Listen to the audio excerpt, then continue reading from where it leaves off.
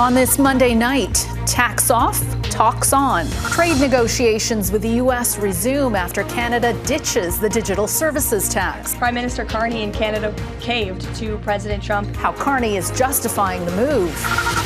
Feeling the extreme heat, the record-shattering temperatures in Europe and much of the Mediterranean. Tricked, trapped, and killed. These firefighters did not have a chance. A gunman's murderous plot against fire crews in Idaho. Plus, dangerous boxcars abandoned in the Bay of Fundy. When they filled them, I think they went over 250,000 pounds apiece. The community feeling powerless after a failed tidal power project.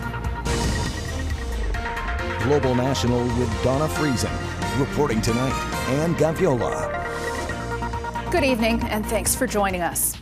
Trade talks have resumed between Canada and the U.S. after a decision by Ottawa to drop its digital services tax.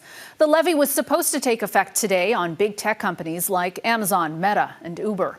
But after U.S. President Donald Trump threatened to walk away from negotiations, Ottawa backed down. Our chief political correspondent, David Akin, is following the story tonight. David? Well, and Canada's digital services tax, or DST, would have put about $1.2 billion this year into the federal treasury. But it was a non-starter in the U.S. for both the Biden and Trump administrations. It was a mistake for Canada to vow to implement that tax that would have hurt our tech companies here in the United States. The DST was approved by Parliament back in 2023. The idea was to put a levy of 3% on the income that foreign tech companies like Apple, Amazon, and Facebook owner Meta earn selling online services to Canadians. Tech companies would have passed that tax on to Canadian consumers had Ottawa proceeded to start collecting the tax Monday, as it said it would do Friday. But then Trump threatened to walk away from trade talks. We have all the cards. We have all the cards. And so the two leaders spoke by phone Sunday. It's very simple. Prime Minister Carney in Canada caved to President Trump in the United States of America. Canada's Prime Minister offered this up by way of explanation for the turnaround. It doesn't make sense to collect tax from people and then remit them back. So it provides some certainty. But it was clear that if Canada stuck with its DST, it was risking any chance of a trade deal with the United States. It's part of a bigger negotiation. It's something that we expected in the broader sense that would be part of a final deal. We're making progress towards a final deal. There's more to be done, to be clear. And Canada is not just pausing or suspending the collection of the digital services tax.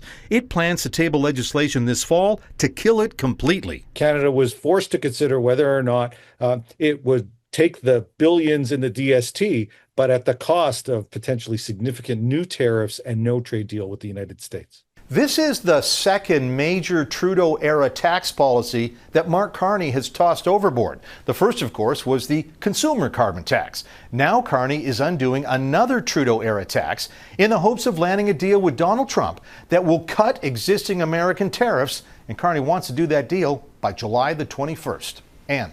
That is David Akin in Ottawa. Thank you. Now, the federal government is also working to break down interprovincial trade barriers. Prime Minister Mark Carney campaigned on getting it done by Canada Day. And a new report by the Canadian Federation of Independent Business says progress is being made, but there's a patchwork of approaches. And as Eric Sorensen reports, that could still make it hard to do business in Canada. It's the trade barrier that frustrates so many. It's easier to buy wine and beer from outside the country than from one province to the next. Canadian brewers would love to see that change. They absolutely would benefit from removing some of these interprovincial trade barriers. Provinces are finally working with each other to take down barriers. In Canada, there are different standards for washing machines, redundant licensing requirements for laborers, even different wide load signs required in some provinces. Every year, the Canadian Federation of Independent Business looks at how governments are doing on internal trade. Its latest report card, Nova Scotia gets an A. It's done more to accept professional credentials and business licenses from other provinces. Ontario also gets an A for eliminating exceptions like business regulations. Overall, British Columbia gets a B+, Alberta a B, and Quebec gets a C- because it retains the most free trade exceptions from its language requirements to its building codes. Though all in all, provinces are making strides. We've seen really positive progress this year. Ryan Mallow says provinces are finally taking concrete steps, but their approaches could still impede internal trade. We've got 7 jurisdictions taking on mutual recognition legislation. That's fantastic. But it's also 7 different approaches, and there's a threat of a real patchwork that could just confuse the situation going forward. As for Ottawa, Bill C-5 that just passed removes federal barriers to internal trade and labour mobility. But the federal government only gets a B from the CFIB, in part because of uncertainty over how it will work. For example, eliminating obstacles between federal and provincial meat inspections. Right now, federally inspected meat can move across provincial borders. Provincial inspected meat can't. It's the CFIA that is in charge of that. The devil will be in the details on the federal side, but what we are going to be watching for is what do those regulations that follow up the bill look like? Mallow says simply, standards, rules, and training qualifications in one province should be good enough in any province. He's watching to see if Ottawa and the provinces deliver on their plan for mutual recognition by December of this year. Eric Sorensen, Global News, Toronto. And late today, the federal government announced it will be removing all remaining federal exceptions from the Canadian Free Trade Agreement. The move will eliminate all 53 exceptions in place since 2017. They focus mainly on procurement, and all provincial and territorial governments have committed to reviewing their own exceptions. A by-election has been called for the sprawling Alberta riding where Conservative leader Pierre Poilievre plans to run. August 18th is marked on the calendar for the by-election in Battle River Crowfoot. The seat opened up when Conservative Damien Currick resigned, despite winning more than 82% of votes in the April election. It gives Poilievre a chance to return to the House of Commons. He represented the Ottawa area riding of Carleton for more than 2 decades, but lost to Liberal Bruce Fanjoy. Canada is among the countries gathering in Spain for a conference on curbing global poverty, disease, and threats of climate change. More than 70 leaders and delegates are tackling how to close a $4 trillion financing gap facing developing countries. But securing funding could be a challenge. The U.S. pulled out of the once-a-decade summit and refused to back a plan of action hammered out over the last year. The United Nations says innovative forms of financing are needed. Countries must lead by mobilizing domestic resources and investing in areas of greatest impact: schools, healthcare, social protection, decent work, and renewable energy. Many countries face escalating debt burdens, decreasing aid, and trade barriers. And the UN says there is still hope to help ensure all people have access to basic necessities. An intense heat dome has settled over most of Europe and much of the Mediterranean. Records are being shattered as temperatures rise. Spain and Portugal experienced their hottest June days on record.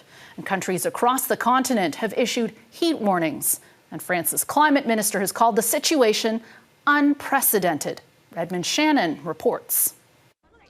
In Rome, just being a tourist at the moment requires some gladiatorial spirit, even for visitors from Mexico. It's really hot, like I have never experienced this before. This woman says the sidewalk is simply too hot for her dog's paws. Southern Spain is even more uncomfortable. Another level. On Sunday, the country recorded its first 46-degree June day since records began. This city worker is wearing a bracelet that issues heat warnings. Neighbouring Portugal also registering its highest June temperature. We're taking a lot of taxis. We're not walking very much. 3,000 kilometres away, wildfires have been gripping parts of Turkey and destroying homes. This elderly man, one of tens of thousands of evacuees, saved just before the flames swallowed his house. Here in the UK, the Wimbledon Tennis Championships is seeing its hottest opening day on record. Tournament hot favourite Carlos Alcaraz took a moment away from his match, offering water to a spectator who was taken ill. Organisers have added water breaks for players when the mercury tops 30 degrees. SPF 50. Lining up for tickets has become a test of true tennis fans. A study published this month said heat waves in England are now 10 times more likely because of human-caused climate change. we're going to be seeing more days above 40 degrees, certainly more days above even 34 or 35 degrees. And across Europe, of course, the temperatures are even higher. The UN Secretary General said Monday extreme heat has now become the new normal. Redmond Shannon, Global News, London. Israeli strikes have killed at least 67 people across Gaza today. Medics say 20 people, including women, children, and a local journalist, were killed in an airstrike on a beachside cafe in Gaza City. And health officials say at least 22 Palestinians were killed in southern Gaza, many shot while trying to get desperately needed aid. The renewed attacks come as Israeli officials travel to Washington for ceasefire talks this week. In the West Bank, 3 Palestinians were killed after dozens of Israeli settlers raided a town. The settlers set fire to property and vehicles, prompting the Israeli military to intervene. The IDF says Palestinians opened fire and hurled rocks at forces who returned fire. In the U.S., a community in North Idaho is reeling after first responders were ambushed by a gunman while responding to a wildfire. 2 firefighters were killed. A third is badly injured. The suspected shooter is also dead. As Candice Cole reports, authorities believe the suspect intentionally started the fire to lure the victims into a trap. This was a total ambush. These firefighters did not have a chance.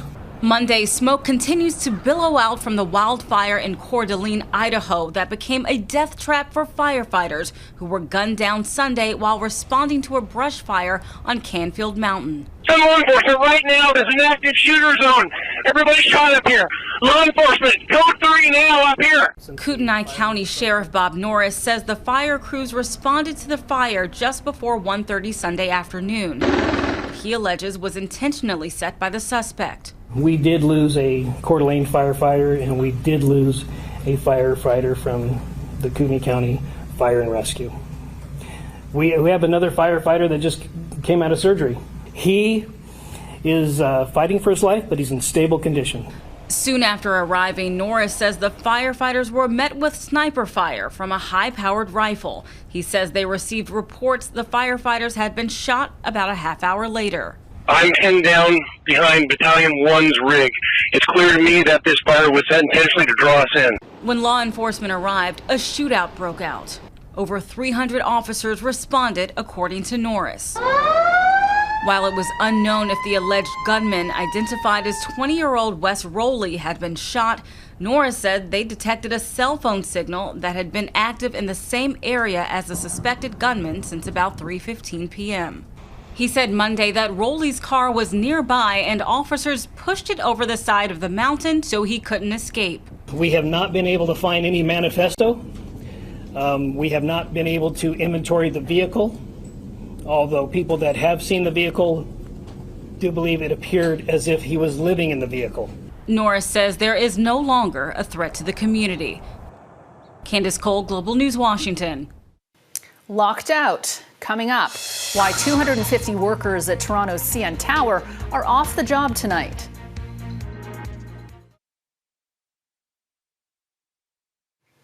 Tourists hoping for a meal with a view in Toronto are seeing picket signs instead. Workers at the CN Tower were locked out this morning following months of failed contract talks. Global's Sean O'Shea is there for us. Sean? And the CN Tower is one of Canada's most visited tourist sites. But today, 250 people who work inside the CN Tower are off the job. A picket line snakes in front of the structure that identifies Toronto to the world, the CN Tower. Unionized workers here have been locked out after contract talks broke down. The final offer was take it or leave it, and we responded to them saying that we don't like the offer. 250 members of Unifor have been in a contract fight with their employer for nearly 3 months. Those on the picket line work in the tower's restaurants. They include waiters and dishwashers. We're hospitality workers. We were hard hit by COVID. We're still digging ourselves out from the pandemic. We're living in very inflationary times. The cost of living's out of control. We need to secure some money for the future. While the CN Tower bears the name of a railway, the famous 49-year-old structure was sold to the federal government back in 1995. I was surprised that an iconic institution such as the CN Tower, which is a Crown corporation, would lock out its own workers ahead of Canada Day. We're surprised. Workers who operate the elevators and observation decks aren't unionized, so tickets were still for sale and lines to get in were long, despite the picket line. A family from Saskatoon was glad they saw the tower a day earlier. We ate in the restaurant, and it was nice to see the 360 view of the city. The food was good, and it was expensive. It was clean, everything looked good inside. So while the tower is technically open, people can still go upstairs. The restaurants are closed, there's no food service, and people going to the tower will see this on the way in. Anne. That is Sean O'Shea, thank you. Ahead, the battle in Alberta over gender-affirming care for minors.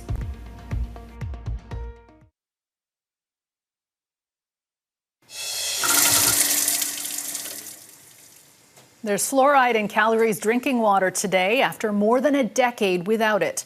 The practice was discontinued in 2011, but research suggested a growing number of kids in the city were getting cavities. The majority of Calgarians supported the health measure in a 2021 plebiscite, but it's taken nearly 4 years to implement it. Alberta's premier says her government will keep fighting for its controversial transgender laws after a court issued a temporary injunction late Friday. The move blocks the province's ban on gender-affirming care for minors and comes at a time when U.S. courts have been ruling in a very different way. Heather Yurex-West explains.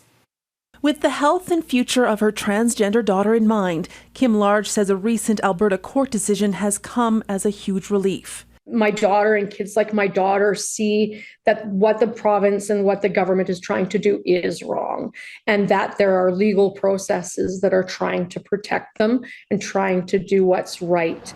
A judge ruled Friday that because Alberta's law banning gender-affirming medical care for minors could cause irreparable harm to gender-diverse youth, it should be put on hold until the full constitutional challenge against the legislation can be heard in court, a process that is expected to take some time. You are taking lives from us. In the United States, a similar legal fight went all the way to the Supreme Court, where in a 6-3 decision, the top court upheld the state of Tennessee's ban on puberty blockers and other gender-affirming therapies for minors. Since then, the court has thrown out state-level rulings in favor of transgender youth, ordering judges in Idaho, North Carolina, Oklahoma, and West Virginia to reconsider cases allowing access to transgender medical care. There's always, I think, an idea that we'll move in lockstep with the United States, but on these issues, our constitutional traditions and our judicial structures are just so different. I think it's hard to reach for comparisons. On a Chorus radio call-in show Saturday, Premier Danielle Smith says her government is prepared for a long legal fight. We actually think that we've got a very solid case. We think we've been measured. We think we've been evidence-based. And we think we're on the side of kids. So we want to see how long the process will play out. But we think it's really important for these issues to be debated in court. Leaving families like Kim's in limbo for potentially years to come. Heather Yurex-West, Global News, Calgary. Hazard on the horizon. Next, why a Nova Scotia community says these abandoned rail cars are an accident waiting to happen.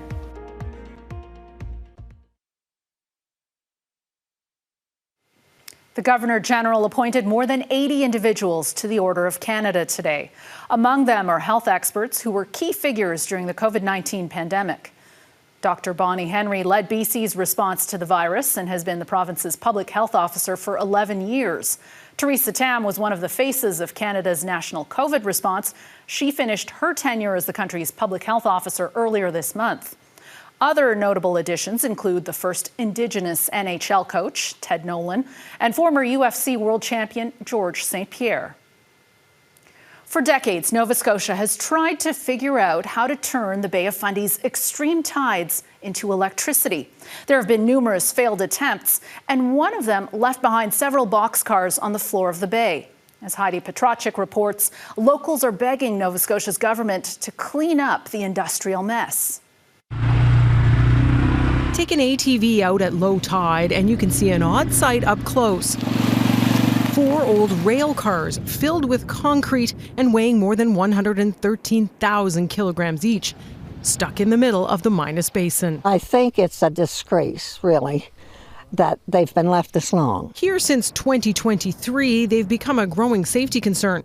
This area is popular for recreational fishing and is home to the highest and one of the fastest tides in the world. So at low tide you see them, when the tide's out, but high tide you don't see them. And the in-between part is what scares me, when they're not covered with enough water to let a boat scoot out over them. Transport Canada has determined the boxcars may pose a navigational hazard to boaters here.